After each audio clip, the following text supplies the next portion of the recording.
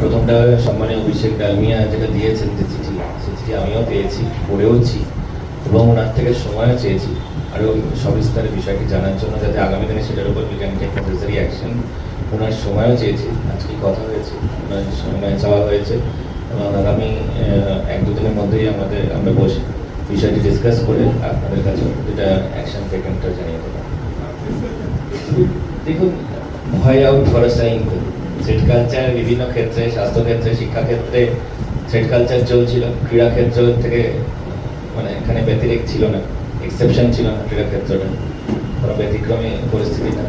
তো thread culture এবং চমকানো ধমকানো police প্রশাসন, আমি শান্তনু সিংহের কথা বলছেন, তিনি একজন পুলিশের আইসি ছিলেন, একজন তৎকালীন মুখ্যমন্ত্রী তথা স্বরাষ্ট্রমন্ত্রী। আমি রাজনীতির কথা বলতে চাই না, কিন্তু এটা দুর্ভাগ্য, কারণ তিনি রাজনীতির ছত্রতলেই এই এত কিছু চালাতে পেরেছিলেন। তিনি আইসি থেকে ডিসি হয়ে গেলেন এবং তার সাথে যে সোনা পাপ্পুর মতন যেগুলো ট্রেডেড ক্রিমিনাল, তারা একই সাথে যেভাবে করে বয়স্ক মানুষদের থেকে তাদের জমি বাড়ি সব কিছু লুট করছিল, তোলাবাজি করছিল, সিন্ডিকেট চালিয়েছে, থ্রেড কালচার সর্বত্র। এর ফলে পশ্চিমবঙ্গ পিছিয়ে গেছে, পশ্চিমবঙ্গ পিছিয়ে গেছে। বাকি বিষয়গুলো আমার মনে হয় রাজনৈতিক কিছু বিষয় আছে, সেগুলো আমি চাইছি না যে আজকে যেহেতু আমরা একটা এই জায়গাটায় আমরা রাজনৈতিক কথা অ্যাভয়েড করছি, কিন্তু সেটা কারণ আমি বারবার একটা কথা বলেছি যে খেলার ময়দানে খেলাই হবে এবং রাজনীতি মুক্ত হবে। যারা রাজনীতির ছত্রতলে করেছে সেই সকল ফোর্সেস থেকেও মুক্ত হবে। পশ্চিমবঙ্গের সর্বক্ষেত্রে, স্বাস্থ্য, শিক্ষা, ক্রীড়া, সর্বক্ষেত্রে রাজনীতি এবং কোনো ধরনের পারদর্শিতা, এক্সপার্টিস বা ক্রীড়া প্রেম থেকে যে এর মধ্যে বা কোনো অনেক ধরনের সিন্ডিকেট চলেছে তা নয়, নানা ধরনের ইরেগুলারিটিস চলেছে এবং অনেক ক্ষেত্রে টাকা পয়সার মতন গুরুতর বিভিন্ন লেনদেনেরও অভিযোগ উঠে এসেছে এবং দীর্ঘদিন ধরে পশ্চিমবঙ্গের ক্রীড়া ক্ষেত্রে এই সিন্ডিকেটের একটা যে উগ্র ভাষা বেঁধেছে, সেটাকে ডেফিনেটলি সেটা ক্লিয়ার করার দায়িত্ব পশ্চিমবঙ্গের মানুষ দিয়েছে আমাদেরকে এবং মানুষ যে দায়িত্ব দিয়েছেন সেই দায়িত্ব আমরা একদম সিনসিয়ারিটির সাথে এবং সিরিয়াসনেসের সাথে আমরা পালন করব, সে বিষয়ে নিশ্চিত থাকবো। Yeah, I'm Zafar Ali Khan here. Yeah, Khelo India. Khelo India. Yeah. নিজের নাম, সংস্থার নাম, তারপর প্রশ্ন। Khelo India is the only roadmap to see India at the Olympics level, or you want to see men in blue in the World Cup. So there is only one accredited that tennis camp, that is at BTA, Khelo India accredited. How many more you want to make in terms of football? How many accredited that camp for football? The previous government had actually boycotted Khelo India. As a result, our sports persons have been deprived of the benefits of Khelo India. And specifically, not just tennis, several other disciplines, in fact all other disciplines have been deprived of the benefits of Khelo India. So immediately after taking charge, one of my first and foremost decisions was to talk to our different bureaucrats and officers to implement Khelo India at the grassroots level as early as possible, which will result in a fundamental infrastructural upgrade of sports infrastructure in West Bengal. And our sports person will also get lots of other support like scholarships, professional coaching support, nutritional support, and also access to world-class facilities as well. It will definitely take time, specifically with regards to the infrastructure upgradation part, but our sports persons will be getting the benefits of Khelo India very shortly in the next couple of months. Rajib দা, যখন কথা হবে নিশ্চয়ই সেটা জনসমক্ষেই হবে, জানতে পারবেন।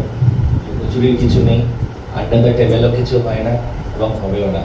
তবে আমি একটা কথা বলতে পারছি, শুধু সৌরভ গাঙ্গুলি না, সৌরভ গাঙ্গুলি, অশোক দিন্দা, মনোজ তিওয়ারি, পৌলমী ঘটক সহ বাংলার বিভিন্ন, কল্যাণ চৌবে সহ বাংলার বিভিন্ন ফুটবলার, ক্রিকেটার বা কৃতি প্লেয়াররা, সেই সকলকে নিয়ে এবং লিয়েন্ডার পেস, যিনি আমাদের টেনিসের বিশ্ব তারকা এবং আমাদের পশ্চিমবঙ্গে, তার সঙ্গে আমি আগামীকাল বসবো, ওনার সময়ও চেয়েছিলাম। তো এরকম সকল যারা প্লেয়ার্স আছেন, যারা সিনিয়র প্লেয়ার্স, যারা ভারতবর্ষের যেটা শুধু পশ্চিমবঙ্গকে না ভারতবর্ষকেও গর্বিত করেছে বিশ্ব দরবারে। সেই সকল ক্রীড়াবিদদের আমরা যথাযোগ্য সম্মান দিয়ে এবং তাদের যে খেলার অভিজ্ঞতা, তাদের যে খেলার মধ্যে জগতের যে এক্সপার্টিস, সেগুলোর চূড়ান্ত সদ্ব্যবহারই করা হবে। সেই নিয়ে কোনো ধরনের দ্বিমত নেই। তবে খেলার বাইরে কোনো ধরনের এক্সট্রা স্পোর্টস অ্যাক্টিভিটিস তাদের সেগুলোর মধ্যে কিন্তু সেগুলো আমরা কোনোভাবেই তার মধ্যে আমরা যেতে চাই না। স্পোর্টস দেখুন, খেলাধুলার যে অ্যাডমিনিস্ট্রেশন সেটা বিভিন্ন ক্ষেত্রে অনেক জায়গায় আমরা দেখলাম নানা ধরনের ইরেগুলারিটিসও আছে। বিভিন্ন অ্যাসোসিয়েশন আমাদের কাছে অনেক কিছু জমাও দিয়েছে। কোথাও থ্রেড কালচারের বিষয় এসছে, কোথাও এসছে যে যথাযোগ্য যারা যোগ্য তাদেরকে বঞ্চিত করা হয়েছে। যারা ক্রীড়াবিদ, যারা ওই পার্টিকুলার ডিসিপ্লিনে খেলাধুলা করে এক্সপার্ট আছেন, তাদেরকে ইলেকশনে কন্টেস্টও করতে দেওয়া হয়নি। অনেক ক্ষেত্রে বডির যে ইলেকশন একবার হওয়ার কথা সেগুলো পর্যন্ত হয়নি। তো সেটা ন্যাশনাল স্পোর্টস পলিসি অনুসারে সেগুলো যেরকম গাইডলাইন্স আছে সেটা নিয়ে, এবং বিশেষ করে আমাদের যারা অর্জুন অ্যাওয়ার্ডিজ আছেন, আমাদের যারা বিভিন্ন পদ্মশ্রী আছে, জ্যোতির্ময়ী শিকদারের কথা না বললেও নয়, এরকম সকল প্লেয়ার্সদেরকে নিয়ে আমরা আগামী দিনে একটা প্রপার স্পোর্টস পলিসি যাতে আমাদের আগামী দিনে পশ্চিমবঙ্গে, এবং সেটা ট্রান্সপারেন্সির সাথেই হবে এবং বিভিন্ন স্পোর্টস ডাইমেনশনে যারা কাজ করেছেন সেই সকল এক্সপার্টসদের নিয়েই হবে। বিভিন্ন ক্ষেত্রে শুধুমাত্র আমি ক্রিকেটের কথা বলবো না, ক্রিকেট, ফুটবল, অ্যাথলেটিক্স, বিভিন্ন ডাইমেনশনে, টেনিস, ব্যাডমিন্টন, তাদের সকল টেবিল টেনিস, তাদের সকলের অভিজ্ঞতাকে কাজে লাগাবো এবং সদ্ব্যবহার হবে, এইটুকু বলতে পারি। গৌতম দা, এই জন্যই এটাও খুব গুরুত্বপূর্ণ যে আমরা ক্রিকেট ফুটবলের এক্সপোজার হয় কিন্তু বাকিগুলোর হচ্ছে না, এবং ন্যাশনাল এক্সপোজারে আমাদের ছেলেমেয়েরা অনেক পিছিয়ে যাচ্ছে, কারণ আমরা নিজেরাও হোস্ট করছি না এবং আমরা সক্রিয়ভাবে যার ফলে ভূমিকা পালন করতে পারিনি। এর আগের সরকার সেই কাজটা করেনি, বাট কি হয়নি সেটা নিয়ে আমরা আলোচনা করে এখন এই মুহূর্তে তো ভেবে লাভ নেই। তো খুব শীঘ্রই ন্যাশনাল গেমস আসবে এবং পশ্চিমবঙ্গে আসবে। তার জন্য যে পর্যাপ্ত দুর্ভাগ্য যে আমাদের বিভিন্ন ইনফ্রাস্ট্রাকচার, স্পোর্টিং ইনফ্রাস্ট্রাকচার কিন্তু অনেক জায়গায় অনেক অবহেলিত এবং অনেক জায়গায় সেগুলো এত দে নিড রিপেয়ার। আমি সেজন্য স্পোর্টস ইনফ্রাস্ট্রাকচারের উপর বিশেষ করে জোর দিয়েছি এবং ন্যাশনাল গেমস করার জন্য যে প্রপার ইনফ্রাস্ট্রাকচার দরকার, ইভেন আমাদের খেলোয়াড়রা আসবেন বিভিন্ন প্রদেশ থেকে, বিভিন্ন রাজ্য থেকে, তাদের জন্য পর্যাপ্ত হস্টেল থাকা দরকার, তাদের ডরমিটরি থাকা দরকার এবং ওয়াশরুম পর্যন্ত, সেখানেও অনেক ধরনের ইস্যুস রয়েছে। সেগুলো প্রত্যেকটা জিনিস আমি রিপেয়ার এবং তার সাথে সাথে আপগ্রেডেশনের কথা বলেছি, যাতে খুব শীঘ্র ইয়ার আর টু আমরা ন্যাশনাল গেমস পেতে পারি আমাদের, এবং শুধু পেলেই হবে না, মানে সেটা আমরা সাকসেসফুলি করতে পারি, কন্ডাক্ট করতে পারি উইদাউট এনি কমপ্লেন্স। কারণ অনেক কিছু অনেক ট্র্যাক সেটা খারাপ হয়ে আছে, অনেক ক্ষেত্রে দেখলাম ডরমেটরির অবস্থা খুব খারাপ, অনেক ক্ষেত্রে দেখলাম এমনি গ্রাউন্ড, ইভেন ক্ষুদিরাম অনুশীলন কেন্দ্রের যা পরিস্থিতি হয়ে আছে, it needs a fundamental repair. তো সেই কাজগুলো খুব শীঘ্রই শুরু হবে। যার জন্য এখানে শুরুতেই বললাম যে আমরা কলকাতা ময়দানে, কলকাতা ফোকাসে থাকবে নিশ্চিন্ত, সেটা নিশ্চিত ব্যাপার, কিন্তু তার সাথে সাথে শুধু কলকাতা কেন্দ্রিক হলে হবে না।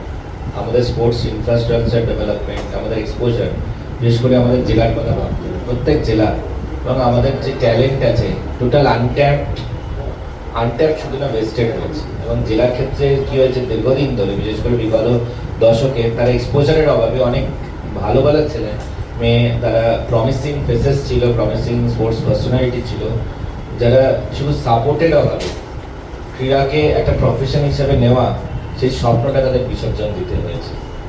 এবং শুধু ফুটবল নয়, বিভিন্ন অ্যাথলেটিক্স সহ বিভিন্ন ডিসিপ্লিনের যে খেলাধুলা আছে সেক্ষেত্রে আমাদের জেলাতে বিশেষ করে আমাদের জোর দিতে হবে।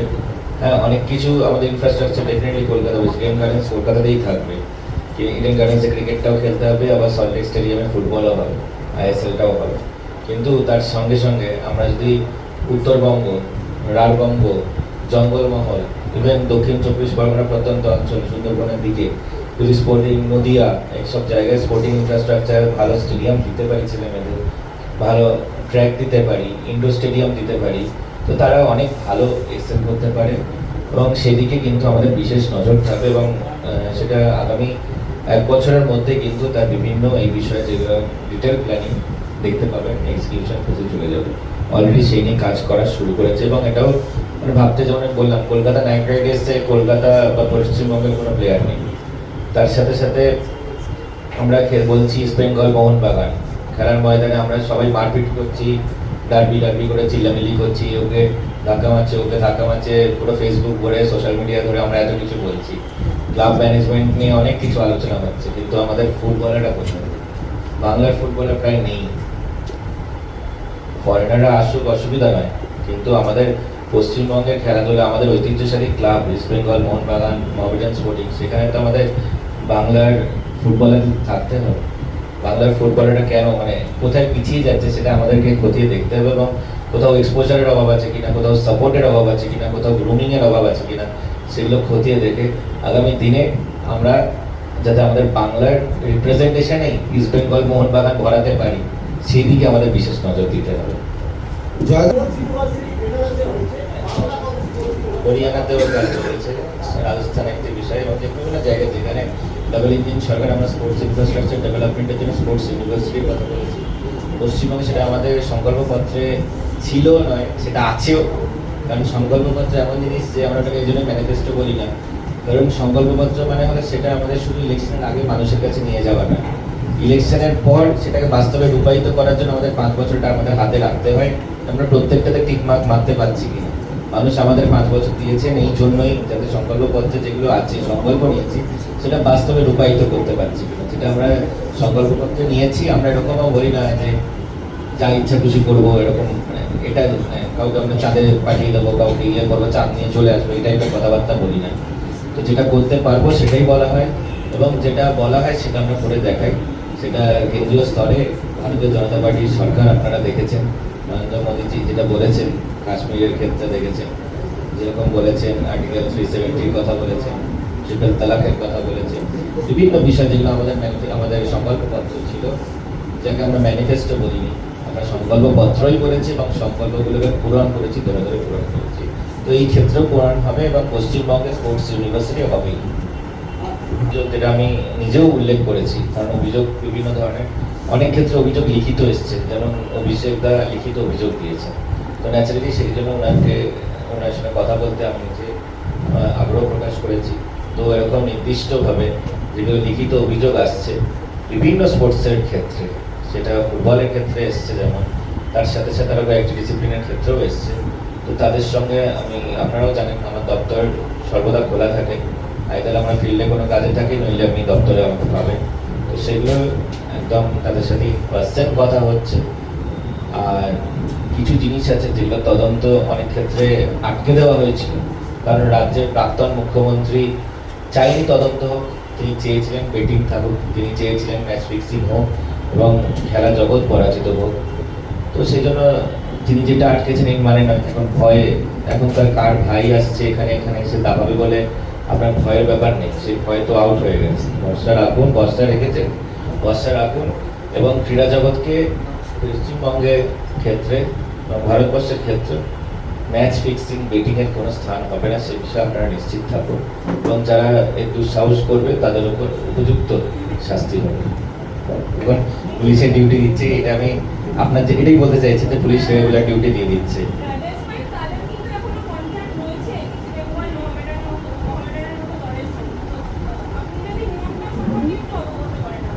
প্রবলেমগুলো বুঝতেই পারছেন, আপনি যখন বলতে চাইছেন, আমরা সেই প্রবলেমগুলো নিয়ে রোজ ডিসকাশন করছি, শুনছি প্রত্যেকের কথা, তাই জন্য প্রবলেম সম্পর্কে আমরা অবগত হয়েছি।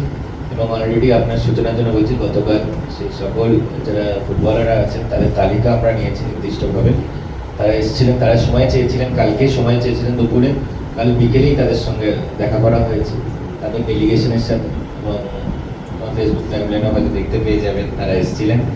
আর তাদের থেকে আমরা ডিটেলসও নিয়েছি, এবং এটা আমরা পশ্চিমবঙ্গ পুলিশের কাছে আমরা সেই অলরেডি সেটা নিয়ে আজকে পাঠানো হয়েছে, যাতে ডেফিনেটলি ডিউটি যেগুলো আছে সেটা তো আছে, তার সাথে সাথে যারা আমাদের স্পোর্টস পার্সোনালিটি, তারা যাতে আগামী দিনে, তারা তো স্পোর্টসটাকে এই যে তাদের স্পোর্টস এক্সেলেন্সের জন্যই তারা চাকরিটা পেয়েছিলেন, এবং তাদেরকে এটা চাকরিটা বেসিক্যালি দেওয়া হয়েছিল সাপোর্টের জন্য, যাতে তারা স্পোর্টিং কেরিয়ারটাকে প্রফেশনালি ভালো জায়গায় নিয়ে যেতে পারে। এখন তাদের যে বয়স, সেই বয়সে তাদেরকেও আমাদেরকে বিশেষ করে, কারণ তাদের এই সময় নার্চারিংয়ের টাইম, এবং তাদের এখন যত স্পোর্টিং এক্সিলেন্সের সুযোগ আমরা দিতে পারি, যত ফুটবল খেলানোর সুযোগ, প্র্যাকটিসেরও সুযোগ দিতে হবে, শুধু ডাইরেক্ট টুর্নামেন্ট খেলালে হবে না। তো সেই মর্মে আমরা সম্মানীয় পুলিশের যারা কত ব্যক্তিরা আছে তাদের সঙ্গে এই বিষয়টা আলোচনা শুরু হয়েছে। খেলা হচ্ছে না বলতে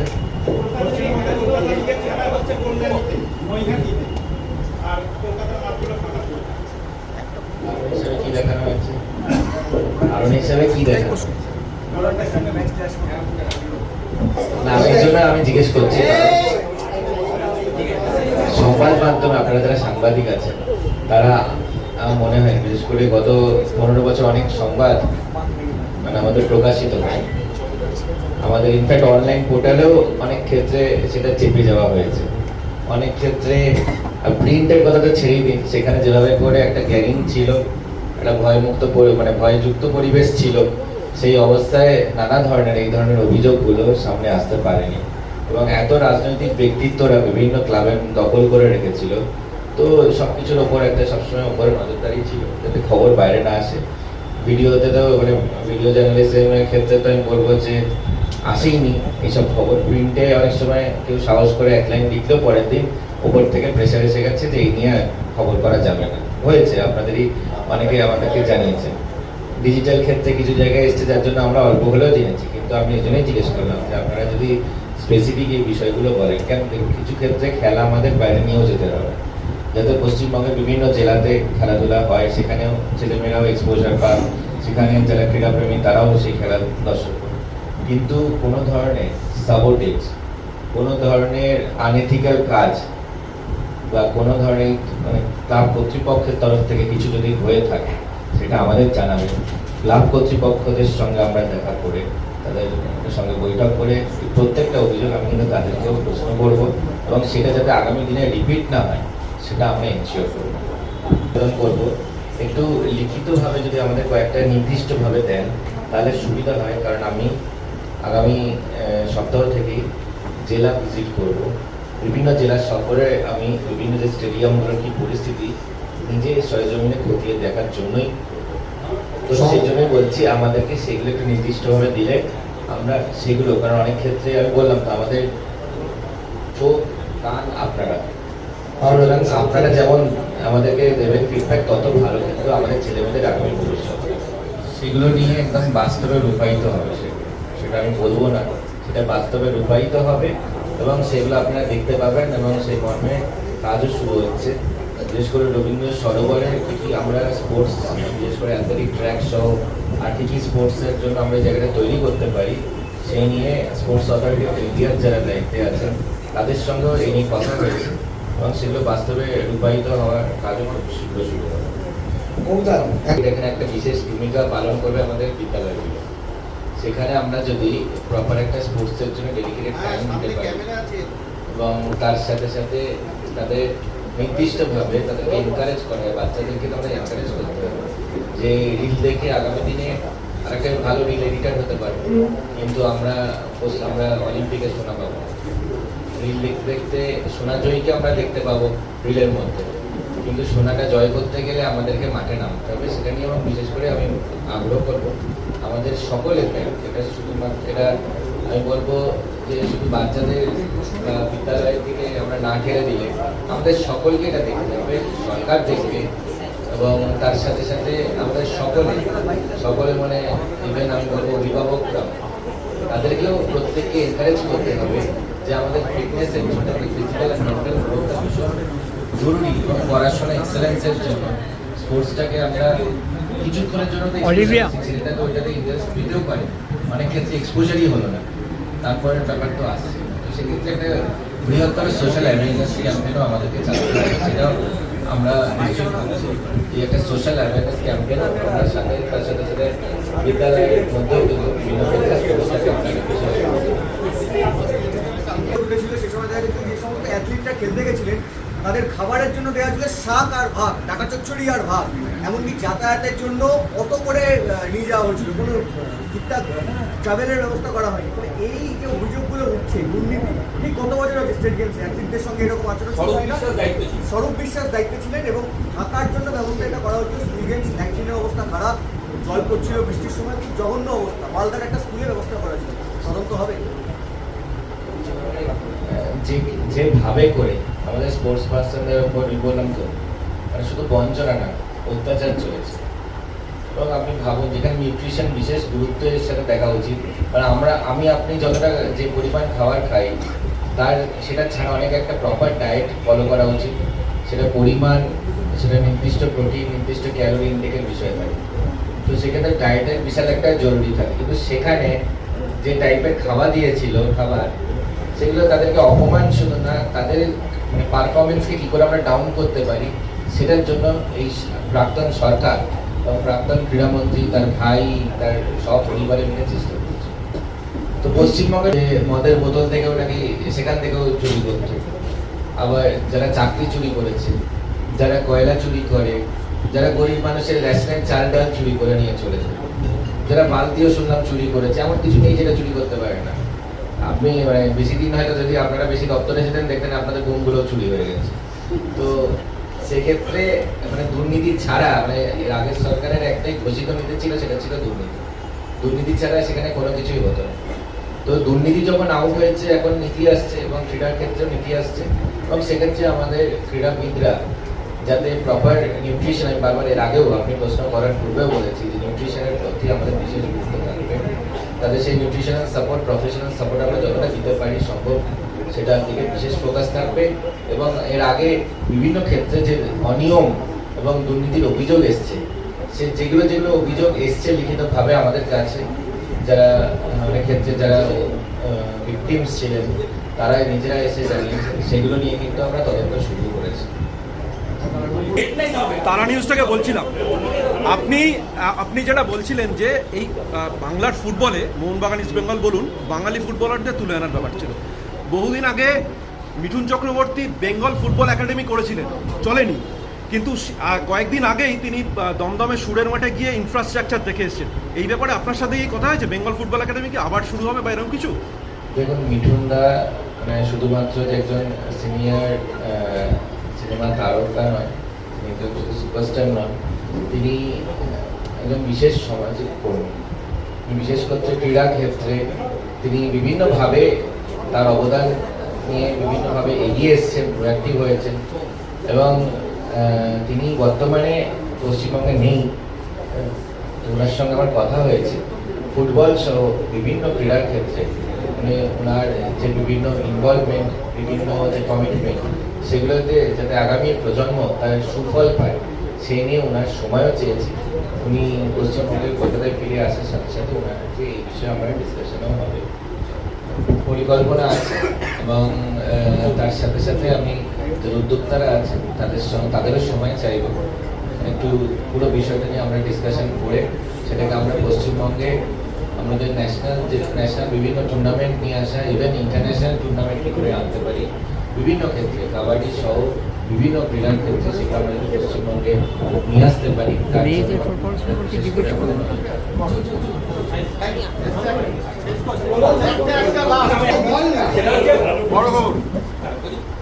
পুজোয় অনুদান দিত আগের সরকার, খেলাধুলার ক্ষেত্রেও মন মর্জি মতো প্রাক্তন মুখ্যমন্ত্রী হয় ইস্ট বেঙ্গল, মোহনবাগান, মহাবাগান, তাদেরকে অনুদান কিংবা স্পন্সারের ক্ষেত্রে যোগাযোগ করে দেওয়া, এই যে অনুদান ফুটবল মাঠে যাদের প্রয়োজন তাদের তো ডেফিনেটলি সরকার দিতেই পারে, কিন্তু আপনাদের সরকার এইগুলোর ক্ষেত্রে এই অনুদান ময়দানে তারা কি ভাববে? বিভিন্ন ন্যাশনাল লেভেল এক্সপোজারের জন্য স্পোর্টস টুর্নামেন্ট হবে বিভিন্ন ক্ষেত্রে, শুধু ফুটবল নয়, অ্যাথলেটিক্স সহ বিভিন্ন ক্ষেত্রে, এবং সেখানে সরকারের প্রোঅ্যাক্টিভ ভূমিকা থাকবে।